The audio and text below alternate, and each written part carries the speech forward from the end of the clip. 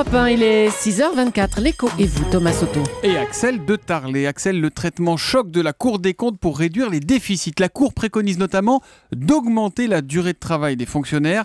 J'ai l'impression que ça risque de pas très bien passer, ça, non? Oui, mais quel est le constat de la Cour des comptes? Eh bien, c'est que malgré de nombreuses hausses d'impôts, la France n'arrive pas à réduire ses déficits, en tous les cas pas autant qu'elle devrait. Donc, pour y arriver, la Cour recommande d'agir sur la masse salariale des fonctionnaires, et ce, à tous les niveaux. Alors d'abord, elle dit qu'il faut agir sur le nombre.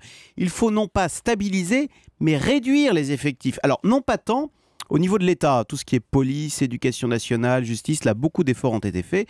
Non, en revanche, il faut agir là où justement les effectifs dérapent, à savoir les collectivités locales, donc mairie, département, région, l'hôpital, et puis surtout ce qu'on appelle les opérateurs d'État, type Météo France, Pôle emploi, Musée du Louvre, Office national des forêts. Là, les effectifs ont bondi de 10% en 10 ans.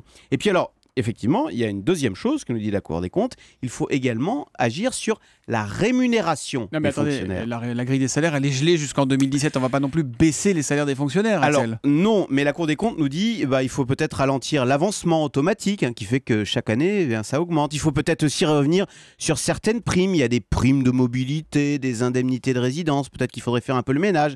Et puis surtout, la proposition la plus polémique, vous l'avez dit, Thomas, c'est effectivement la durée du temps de travail. Alors attention, la Cour des comptes ne propose pas de revenir aux 39 heures. Non, elle dit que ce serait déjà bien de revenir aux 35 heures. Parce que oui, beaucoup de fonctionnaires travaillent dans les faits moins de 35 heures.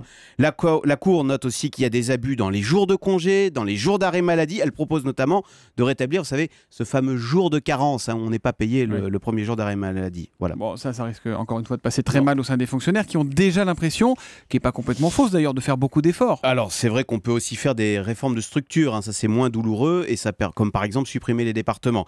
Mais c'est vrai que politiquement, c'est compliqué pour François Hollande, qui n'a pas été élu sur ce programme, ou en tous les cas, qui ne l'a pas dit et qui doit en plus opérer maintenant sans croissance ni inflation, ce qui veut donc dire qu'il faut diminuer en valeur l'argent qui sort.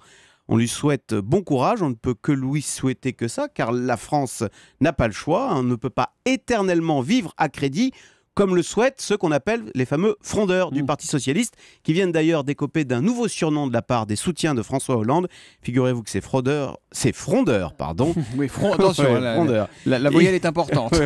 Ils ont été rebaptisés par les soutiens de François Hollande de gauche CTLM, ceux qui justement veulent vivre éternellement à crédit. C'est pas mal trouvé.